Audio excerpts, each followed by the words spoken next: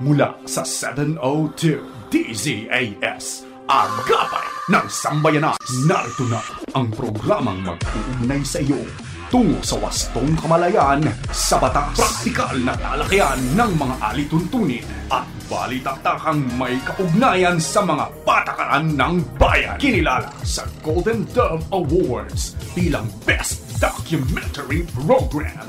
Ito ang Tabas ng Batas!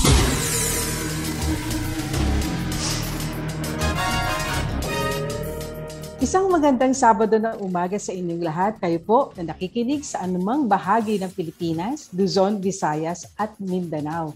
At sa iba pa pong bahagi ng mundo sa pamamagitan ng internet via online streaming sa febc.ph. Magandang araw po sa inyo. Marhay na aga sa inyo naming nakikinig dyan sa Bicol Region sa pamamagitan ng CARE 104.3 The Way FM. At dyan din po sa Zamboanga City na nakikinig via 1116 DXAS Radio Comunidad Buenos Dias. Maging sa 1197 DXFE Davao, happy listening po sa inyo.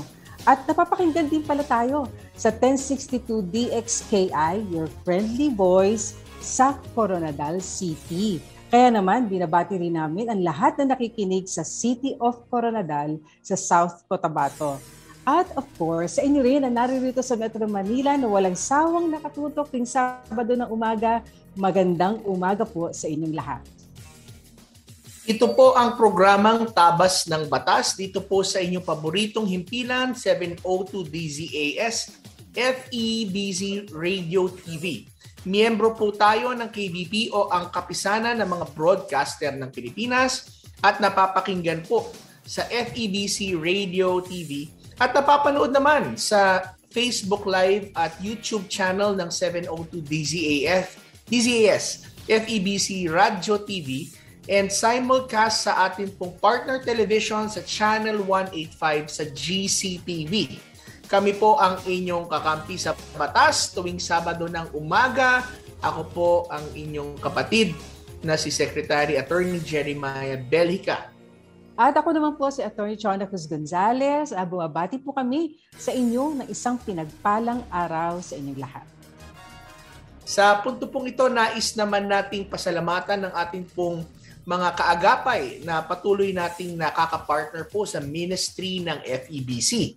Sa tulong po ng ating Panginoon at ng inyong pong suporta, mahigit pong 7 dekada na po ang ating pagbabahagi ng mga tamang balita at mabuting balita ng ating Panginoong Hesukristo. Sa puntong ito po ay nais naming pasalamatan ng ating pong mga kaagapay na patuloy nating nakakapartner dito po sa ministry ng FEBC. Sa tulong po ng Panginoon at sa inyong pong suporta, mahigit pong 7 dekada na po nating naibabahagi ang tamang balita at ang mabuting balita ni Kristo. Sa mga nais naman pong maging kabahagi ng ministeryo natin, maaari po kayong mag-message sa ating pong FB page ng 702 DZAS FEBC Radio TV or bisitahin ang donatenow.febc.ph para po sa iba pang mga detalye. Maraming salamat po sa inyo sa mga kaagapay dahil sa patuloy ninyong pagsuporta. Kami po dito sa Tabas ng Batas ay patuloy din pong nakakapagbigay ng kaalamang legal at ng mahalagang tulong sa pamamagitan po ng pagbibigay tugon sa inyo pong mga katanungang legal. Pero bago po muna ang lahat ay dapat ninyong abangan. Sa ating programa ngayong umaga, narito po muna ang pagkaing pangkaisipan.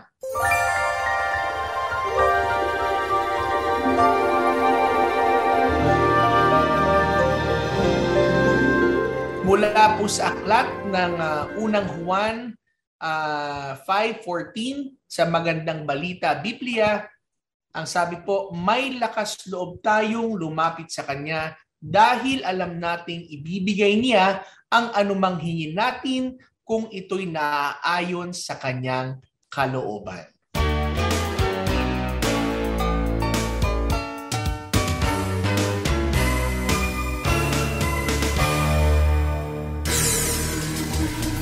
Kayo po ay aming inaanyayahan na makibahagi sa ating diskusyon ngayong umaga. Kaya kung meron po kayong komento, lalo na kung meron kayong katanungan, maaari niyo po yan ipadala sa amin sa pamamagitan ng ating Facebook page, ang Tabas ng Batas FEBC. At kung naroroon na po kayo, sana naman po paki-like and share na rin ito. At tayo po ay dadako sa ating first segment, kaya wag po kayong maglilipat ng istasyon. Kami po ay magbabalik agad dito pa rin sa inyong paboritong programang Tabas ng Batas. Tabas ng Batas! Paksang legal na siniksik sa mga kaalamang praktikal sa isang makabuluhang talakayan sa Punto por Punto.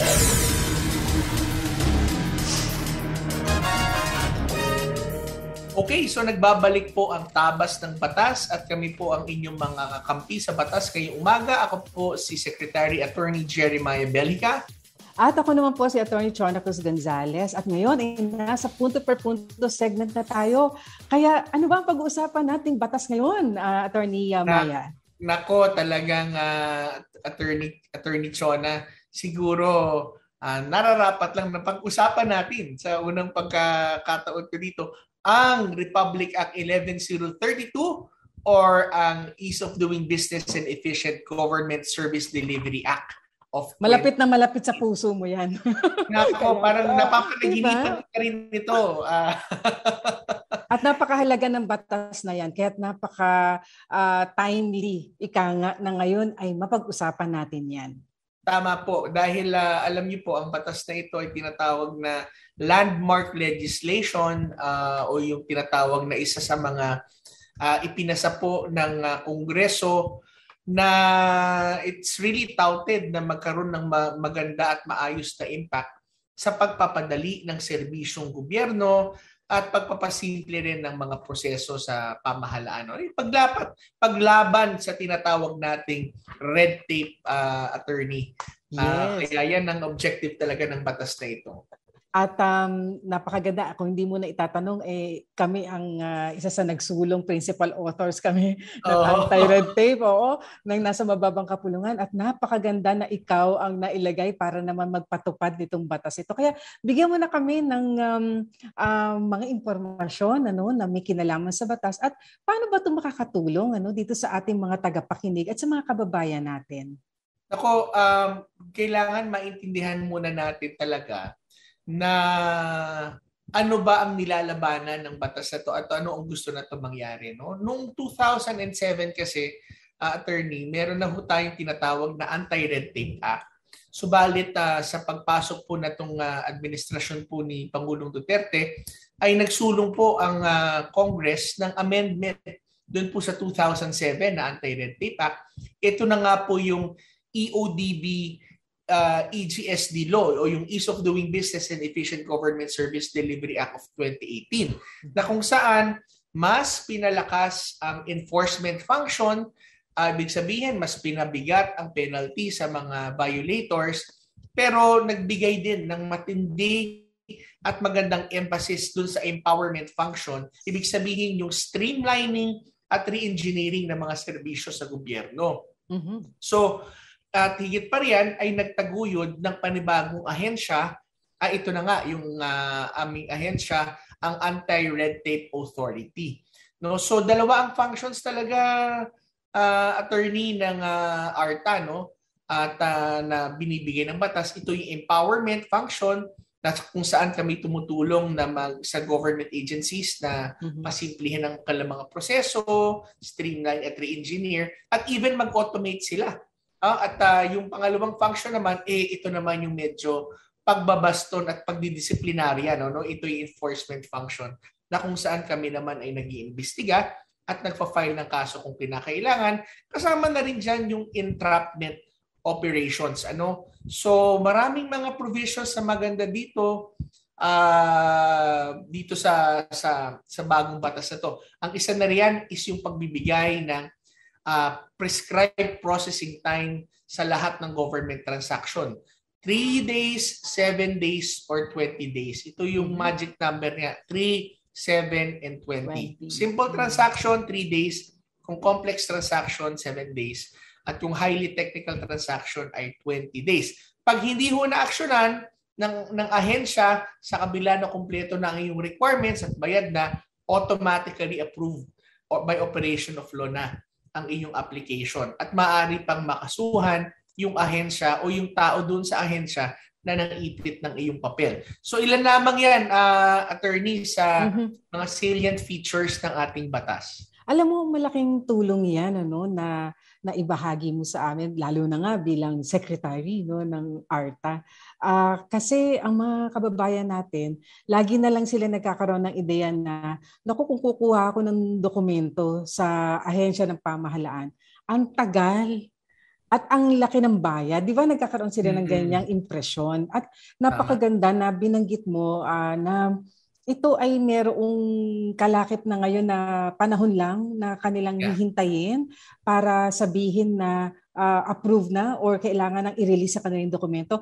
Sek, pwede mo bang ibigay sa amin yung mga sample ng mga dokumento na let's say good for 3 days lang. Yeah. At meron na siyang dapat na resulta kung i-release na ba o kung ano man. Tama. So, siguro mag-back up lang ako ng konti, attorney, para medyo mas mabigyan ng konting picture ang mga tagapakinig natin, taga-subaybay natin dito.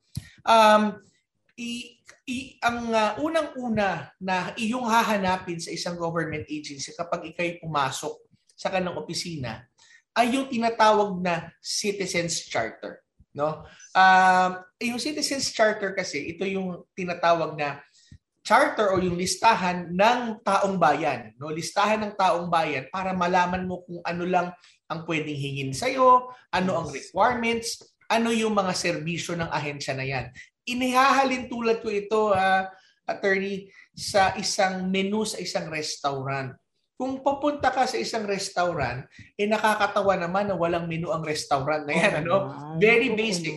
Na yung restaurant ay dapat nakapaskil sa isang prominent o pinakahayag, yung conspicuous place para hanapin madaling mo makita, no? Oo. Okay, madaling mo na makita. Ano bang mga serbisyo dito? Magkakano kailangan bayaran? Ang Citizens Charter, ganyan yan. Yan ang most updated service standards. Nandun nakalagay ano yung mga transaksyon, ano ang classification ng transaksyon, simple ba ito, complex or highly technical, gaano katagal kinakailangan itong kanilang aksyonan, ano ang list ng requirements, magkakano ang kailangan bayaran, at ano yung tinatawag na feedback mechanism kung ikaw ay magrireklamo o magbibigay naman ng papuri sa kanila.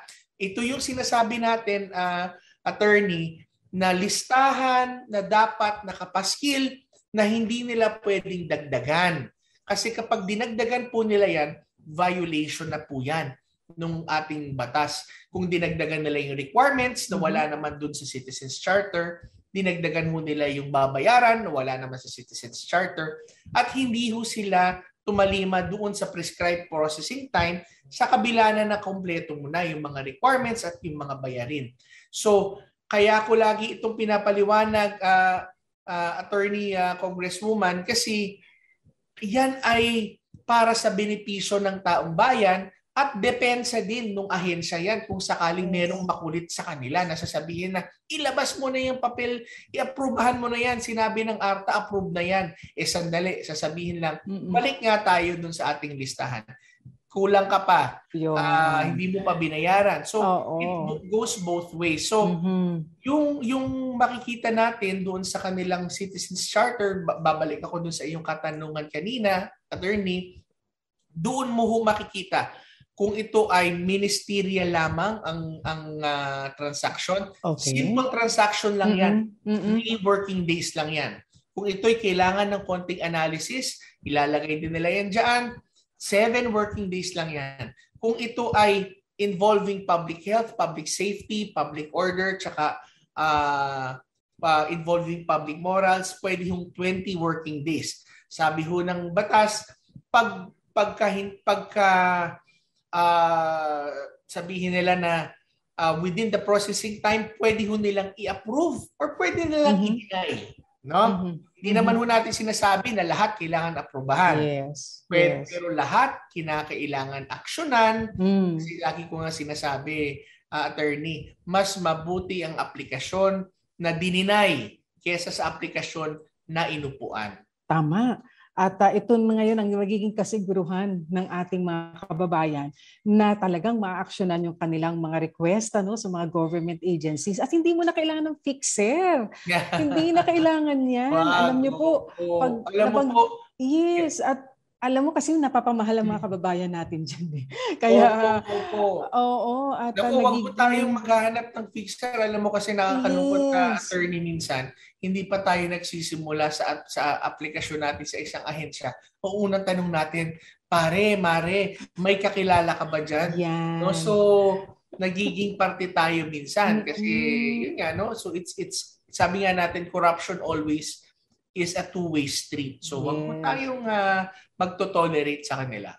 At napakaganda po ng naibigay na mahalagang impormasyon sa atin ng mismong secretary ng ARTA. Wala iba pa si Attorney Maya, si Attorney Jerry Maya, na kung saan ay pag pala tayo pupunta sa isang government agency, nandun po yung citizens charter. Yan po makikita nyo kaagad pagpasok nyo sa isang ahensya ng pamahalaan, dapat po required sila ng batas na maglagay po ng ganyang impormasyon para nakita nyo na doon ano ang kailangan yung dokumento, ano ang requirements, magkano bayarin at ilang araw ang kakailanganin para po ang inyong hinihiling na o nire-request na dokumento ay inyo pong makuha from that agency. So, thank you very much. Napakalaking tulong. At kung meron pa ho kayong katanungan patungkol riyan, naririto ang ating secretary to address your concerns. Actually, Attorney Kong Chona, yung mga tagapakinig natin dito sa ating programa,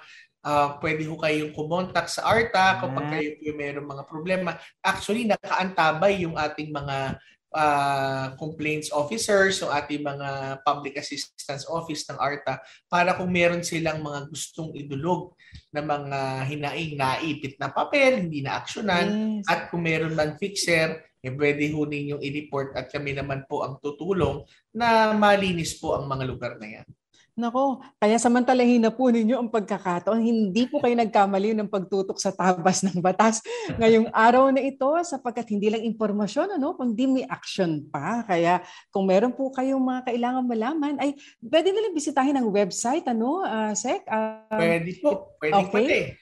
Sa Facebook page po ng Anti-Red Tape Authority, Anti-Red Tape Authority. Nako, pwede ho kayo mag-message doon. Pwede rin po. Sa lahat po ng social media accounts, very active po kami. O sa Twitter, meron din po kami.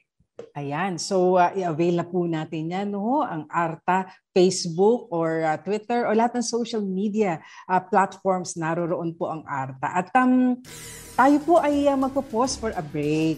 Pero sa pagbabalik natin ay tayo naman dadako sa isa pa nating segment. Pero sa ngayon, kami po ay magkakaroon muna ng maikling pause at sa ating pagbabalik nga ay dadako na tayo sa isang panukalang batas. Kaya wag po kayo maglilipat na istasyon, dito pa rin kayo sa inyong paboritong programang Tabas ng Batas. Tabas ng Batas! Pagbibigay linaw sa mga palapalagay, ugnay sa mga panukalang batas. Akala at panukala.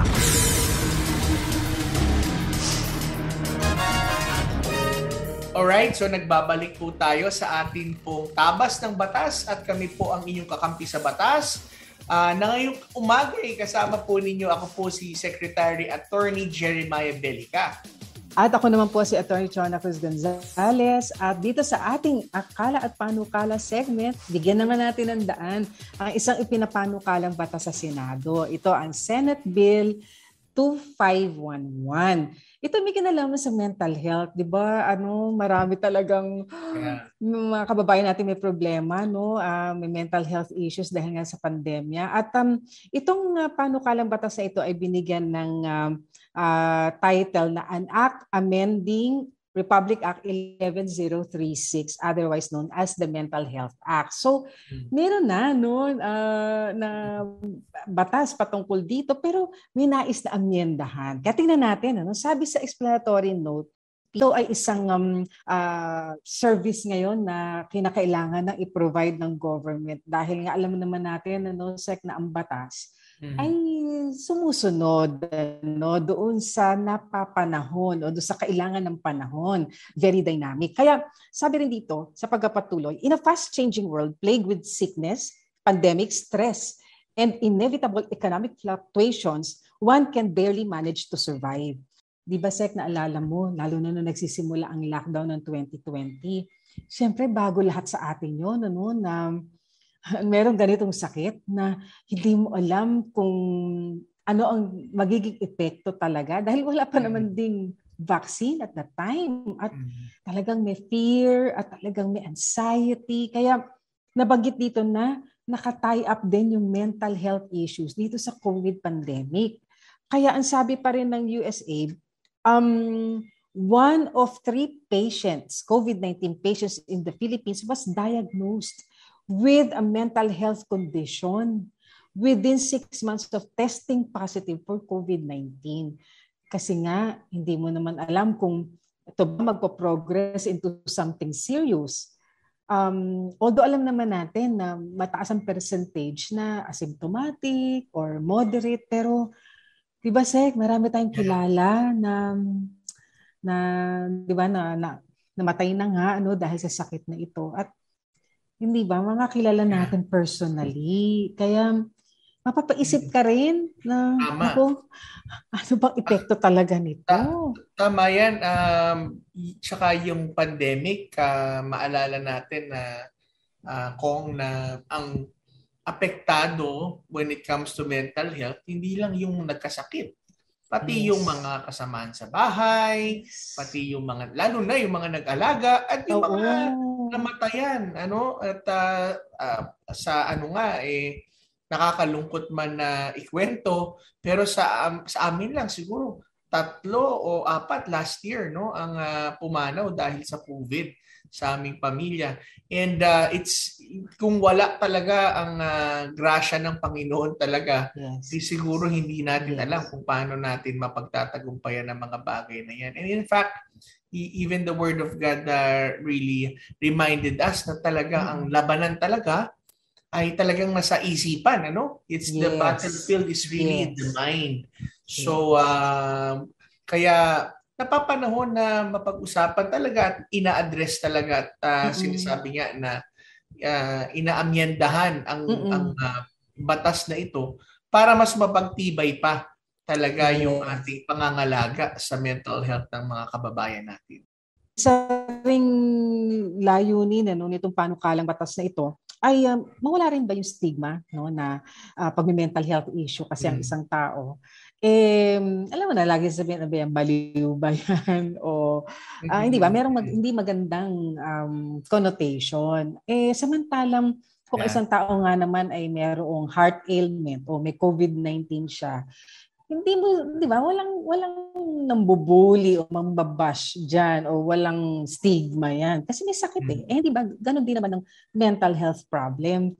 It is, di ba, a disorder. So, bakit pagdating sa mental health, medyo iba ang pagtingin natin, Kaya dapat mawala rin yung stigma, sabi nga rito, pati yung stereotypes, kailangan ma-break ito and to ensure adequate and sufficient medicines, equipment, support, by establishing and empowering a responsive community-based mental health facility in every province, city, and cluster of municipalities in the entire country. So, buti ngayon, Sek, meron ng mga yung mga facilities na talaga na mapagdadalhan ng ating mga kababayan. Ngayon, matatanong sa atin, ano ba ang nais na baguhin pa, Meron na pala tayong existing law, tungkol riyan. Actually, ang gusto na lamang ding bigyan ng amyenda dito ay yung punto na kinakailangang bigyan ng free service yung mga minors, yung ating mga biktima ng human trafficking, yung mga kababayan nating vulnerable at talagang hindi nila kaya na gumastos para dito. Actually, yun lamang ang nais na amyendahan. In fact, ito yung Section 16.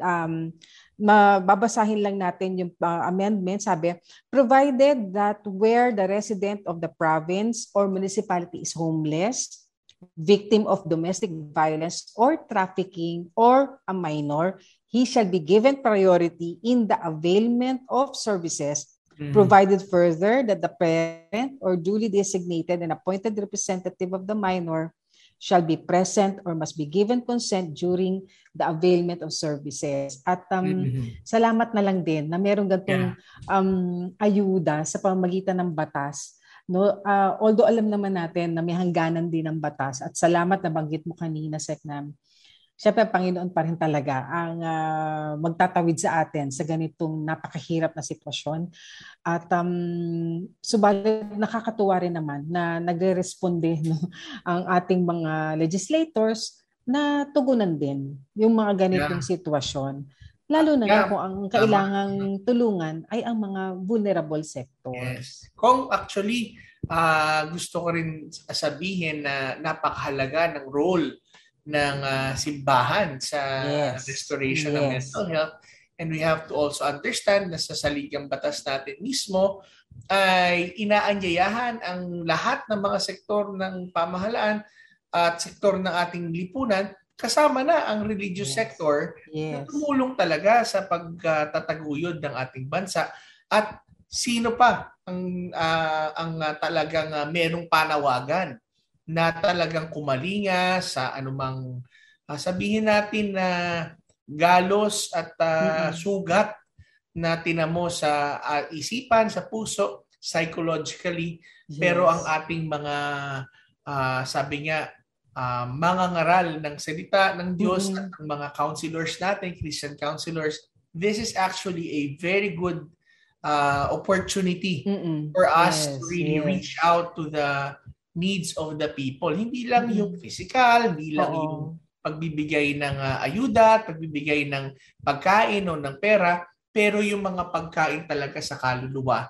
This is really sabihin natin na a stronger call for the body of Christ talaga to be involved in nurturing the minds and the hearts of the next generation. Kasi nabanggit mo nga kung na ang binibigyan talaga na to ng libreng tulong is yung mga sabihin natin na mga naabuso talaga sa lipunan. Ano? So maganda rin ito para sa atin na maisulong talaga natin ang kagalingan sa ating Panginoon. Yes. At talagang nilagay nila rito, availment of such services, treatment, and support shall be free of charge. Importante yun. Kasi yun ay nagiging dahilan din ng anxiety. Dahil nga, naku, paano magpapatingin kung ang laki ng gagastusin, ano?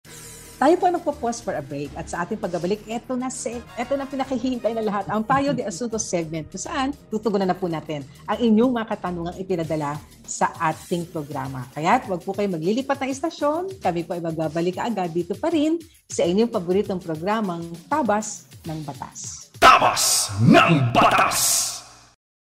Mga kasong bibigyang pansin at mga katanungang sasagutin, yan ang tututukan at gagabayan ng Payo de Asunto.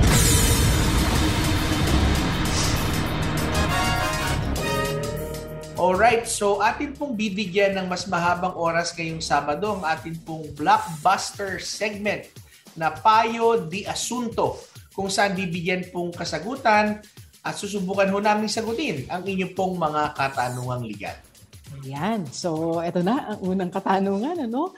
At sabi niya, mayroon pong nambato sa aming bahay at tumama sa bintana.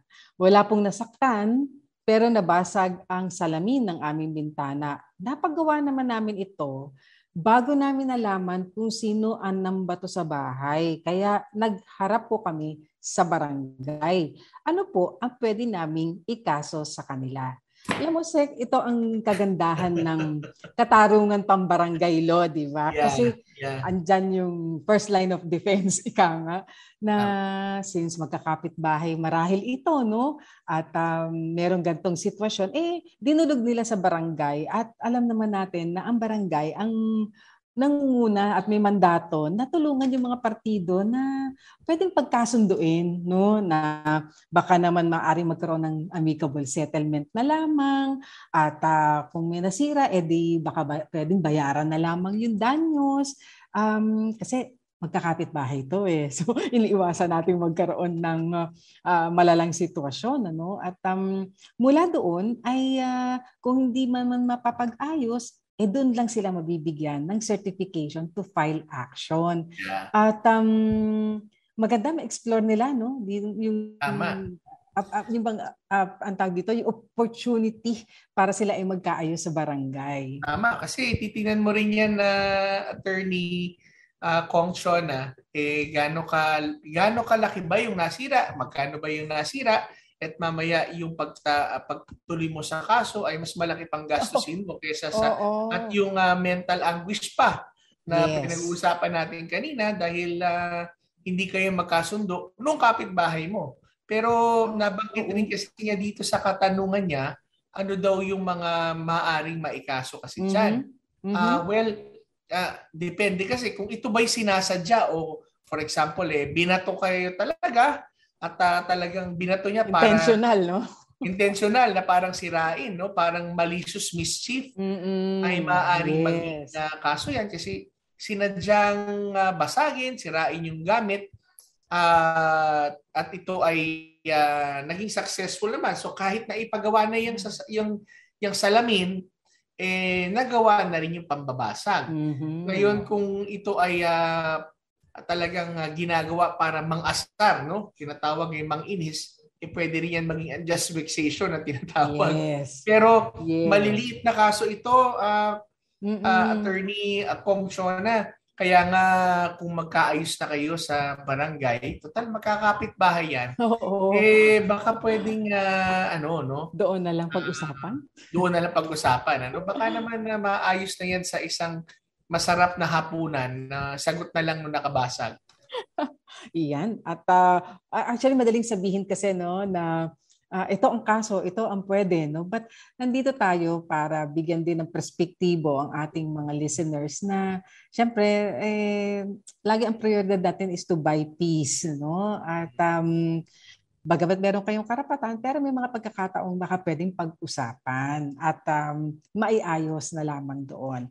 Ayan, so punta na tayo sa second question natin. Ito naman, tungkol sa pag-aasawa. Ayan, ang sabi niya, hiwalay po sa unang asawa ang pinsan kong lalaki. Nagpakasal ulit siya at may mga anak. Sa unang asawa, ang girlfriend niya. So yung girlfriend, yung kasama niya ngayon, partner niya ngayon, merong mga anak sa una na tinatawag. May karapatan po ba ang mga anak ng pinakasalan niya sa lupa na paghahatian namin? Ngayon, Sek, gusto natin linawin. Kasi yung kanya pong katanungan, merong mga paglilinaw pang dapat. Una, ang isang nakita ko, legally married ba sa first wife yung kanyang pinsang lalaki? No, kasi kung siya po ay legally married at ngayon meron siyang pinakasalang muli, bigamous marriage yun, no? At hindi siya legal, hindi siya valid, no? Kaya baka pwede pong bigyan niyo kami ng impormasyon tungkol doon. At kung titingnan naman po natin yung mga anak ng kanyang girlfriend, yung sinasabing pinakasalan ngayon, kung tutuusin natin, wala talagang relasyon para magkaroon ng obligasyon itong kanyang pinsan lalaki na parang hatian sa property. At sunod ko na rito isa pang katanungan na sana linawin ng listener natin. Yung po bang lupa na paghahatian ay galing sa inheritance? So yung mga bagay na gano'n, Sek, baka maaring linawin nila sa atin. Yes. Tsaka alam niyo po, kanina nga ito sinabi kasi sa katanungan na Attorney Kong, no, sabi niya, naghiwalay na daw dun sa kanyang pinsan lalaki So ano ba yan? Legal separation ba yan? O annulled na ho yan? O kung asawa ho ba yung una o talagang kasal po ba yan? So kaya nga kasi kung nagpakasal po siya ulit na may visa pa ho yung sinabi nga ho kanina ni attorney, yung unang kasal ay hindi ho balido yung kasal, no? Na pangalawa. Ngayon, kung sakali ho kuwari, no? Na valid pala yung second marriage po nila. Ang tanong yata ho dito, Attorney Kong Shona, is meron daw bang karapatan yung mga anak ng girlfriend, pangalawang asawa, o di ba po, doon sa paghahatian na lupa, ang una ho maintindihan natin, hindi ho niya anak to nung pinsan ninyo. Anak ho nung pangalawang asawa. Ano po? So, lalabas po, maliban na kanya pong ampunin, ang mga batang ito ay hindi ho niya magiging anak ito. Ano po? So, ayan po. No? Tingnan mo natin. Kung yun lang ho ang facts na yan, ay wala hong karapatan. Pero tingnan naman natin, baka naman yung mga anak pala ang bumili, ang tunay na may-ari ng lupa. So, kulang sa detalye yan. Kaya kasi po yung binabanggit ni Sec ay yung stepchildren, no, wala po silang direktang karapatan to inherit from the stepfather. Maliban na nga po kung nabanggit na ni Sec kanina, kung inadapt legally, hindi yung kasulatan lang. Kasi wala po talaga sila, walang blood relation, at kung lalo na kung invalid yung second marriage din naman, hindi ba, walang na-establish na relationship under the law yung mga stepchildren at itong stepfather. So, bigyan niyo po kami ng impormasyon para po mas lalo nating mabigyan din naman ng tamang kasagutan yung inyong katanungan o yung hinaharap ninyong sitwasyon. Dadagdag ko na, napansin ko dun sa kwento, ay hindi sinabi kung buhay pa ba yung pinsan niya na pagkahatian yung lupa. So, baka naman buhay yan. So, lalong walang karapatan yung anak o dun sa yung stepchildren kasi yung pinsan mo pa rin na may karapatan kung sakaling mana ang paghahatian. Kasi ibang usapin yun Kaya ka di ba? Kaya ka nagmamana, kaya ka nagkakaroon ng parte sa property. Kung ikaw ay tagapagmana, So, alam po ninyo, yung amin po kasing sagot ay depende lamang sa inyo pong ipinapadala sa aming katanungan, yung facts na inyong pinoprovide sa amin. At kung kulang, we're trying to sort things out for you para po mabigyan nyo kami ng follow-up question, maliwanagan din po kami ng sitwasyon ninyo at maibigay namin ang tamang payo. Ayan. So, moving forward, eto naman isang katanungan. Bilihan naman ito ng lupa. Ayan. So sabi niya, may bibilhin kaming lupa pero namatay na ang lalaking may-ari nito. Binibenta ito ng asawa niya. Deed of sale lamang po ang naganap din sa binilhan nila ng lupa at nakapangalan sa asawa niya. Paano ang paglipat ng titulo noon? Ayan. So, deed of sale lang ang meron, Sec, ha? So, okay, bigyan lang natin ng general information. Kasi po ang deed of sale ay patunay na meron pong naganap na bentahan ng property. Pero, hindi po ito sapat para po ma-transfer yung title sa buyer. Kasi Sec, magbabayad pa rin ng transfer tax, hindi ba? At may mga pertinent documents kailangan pong isubmit sa Register of Deeds para po ma-issuean ng bagong title ang buyer. Hindi po ito nangyari doon sa seller ninyo. At isa pa, Sec, napansin natin, yung seller ay namatay. At alam naman din natin na pagka namatay na ang isang nagmamay-ari ng property at may mga tagapagmana, magbabayad yan ng estate tax bukod pa sa pagsasaayos na ng kanyang mga naiwan.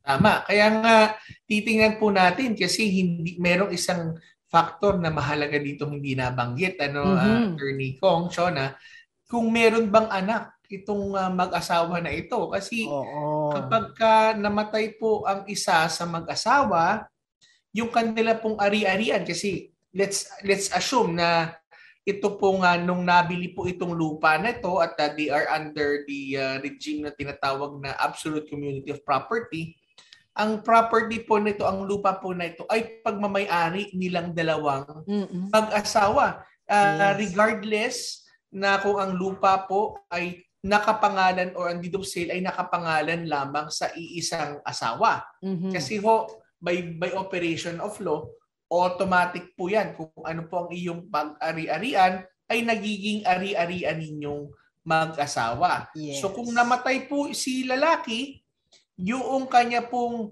50% ay paghahati-hatian ho yan ng kanya pong mga tagapagmana. Sino ho ba yung tagapagmana niya? Normally po, generally speaking, ang mga anak Mhm. at yung kanya pong asawa. So si asawa po na nagbebenta ay siya ho ay isa lamang lumalabas sa mga may-ari ng lupa na ito. Kaya nga sinabi ni Attorney Kong Chona kanina, merong usapin dito ng mana o yung estate.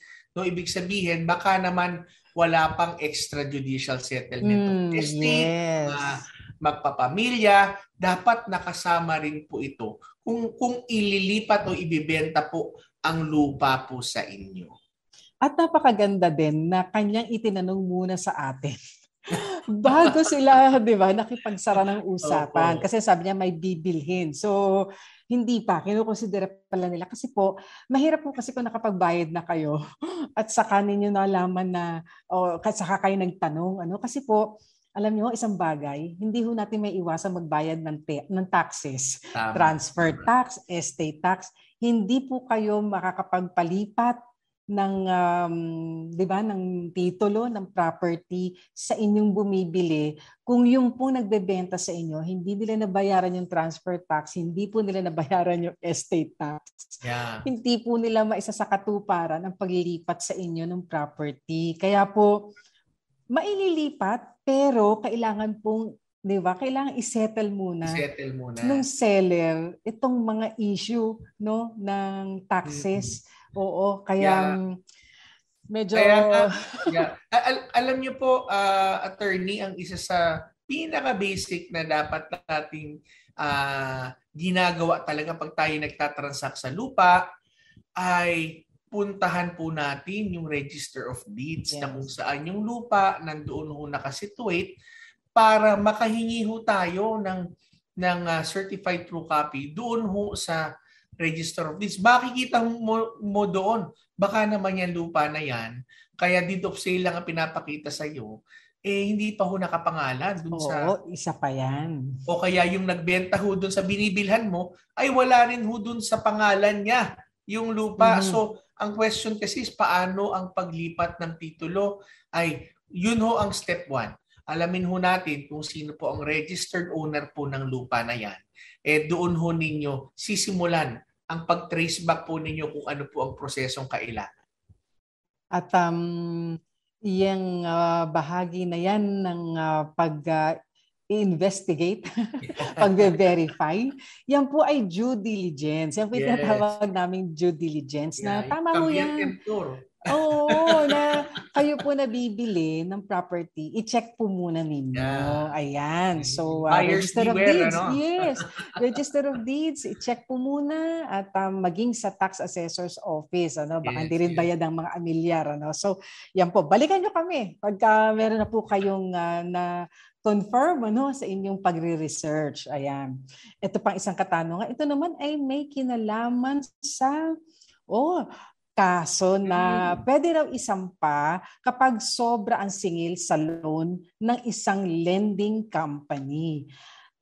Itong mga lending company at financial institutions ay under the jurisdiction and ng SEC, ng Securities and Exchange Commission. At alam mo, SEC, maganda kasi merong silang online. Parang sa ARTA rin, may online platform sila to file a formal complaint kung sakali na ganito ngang naniningil ng sobra sa loan. At banggitin ko na para ma-check na rin nila kung talagang sila ay magrereklamo at talagang check niyo muna pala ang inyong kontrata, ha? Baka mamaya nakasaad naman sa kontrata yung mga interest na yan. At bago po mag-complain sa SEC o Securities and Exchange Commission, pwede rin naman po na magpadala kayo ng sulat at ilagay ninyo doon, i-cite ninyo yung provision ng kontrata ninyo na ito lang po ang nakalagay na interest. Bakit po ang laki po na inyong siningil? Di ba, Sek? Parang muna? Tama po. Hindi mo na complaint agad. Totoo po yan. Tandaan po natin, mga mahal nating kaagapay at tagapakinig, attorney, ang interest, kinakailangan may agreement ho kayo kung magkakano. Hindi ho yan automatic na sabihin, ako babayaran mo ko na 36% a month, 36% a day. Ay kung wala ho yan sa kasulatan, ay bawal ho yan. Hindi ho yan binding ho sa atin. Otherwise, ang tatakbo po ay isa hong legal na interest ng 6% na lamang po. Pero kung ito po'y kadalasan naman ang mga lending company kasi ay nakalagay ang kanila pong interest dyan. Ngayon po, kung napatunayan ho talaga na talagang labis ang kanilang isinisingil doon sa nakasulat at napag-agrihan, ay nako, baka maaari pa ho yan maging coercion at maaari pa ho itong bukod doon sa administrative po na kaso na maaari po sa ating isang pa doon ho sa registration ng kumpanya, ay meron kasi yan, attorney ngayon kung tatakutin ka na kung saan-saan, guguluhin hinaharas sa social media. Social media. So, bawal po yan. At sinabi rin ho actually ng konstitusyon, wala naman hong nakukulong sa utang. Maliban na lamang kung may halong panloloko. Pero kung hindi ka makabayad sa utang mo, kahit na gusto mo naman talaga magbayad, ay hindi ka nila pwedeng takutin na ipakukulong ka nila.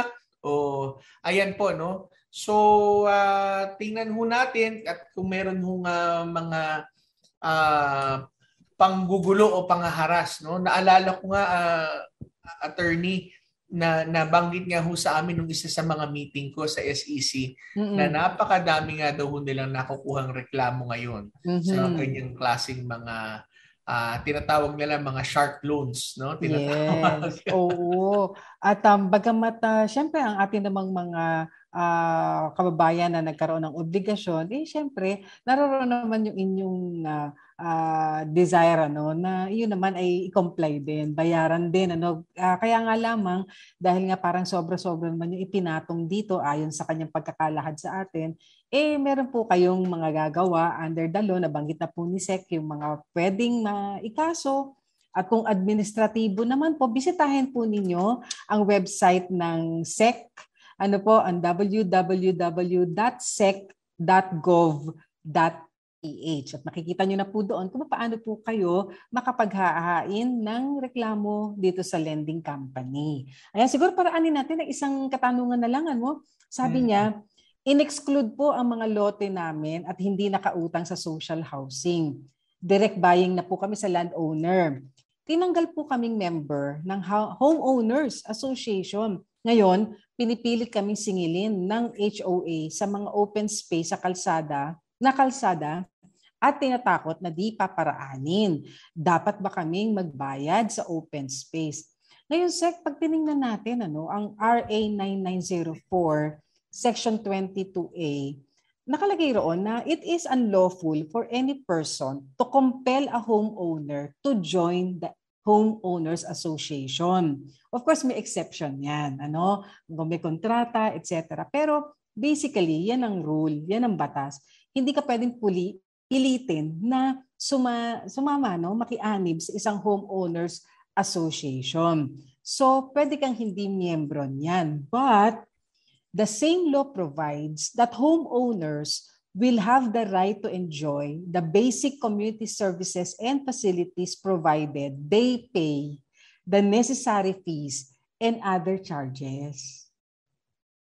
So ganun, Sek, as long as you pay the dues, then you can use the subdivision's shared amenities and facilities. But if you don't, then you can be denied of benefits. Tama yun. Tama yun, Attorney Kong Chona, no? Pero dapat tingnan din nila kung baka sobra naman ang ginagawa ng homeowners na hindi ka na makadaan dun sa kalsada na pwedeng daanan ng lahat. Kasi sinasabi niya dito, ngayon daw ay pilit silang sinisingil sa mga open spaces na kalsada at tinatakot na di raw pararaanin.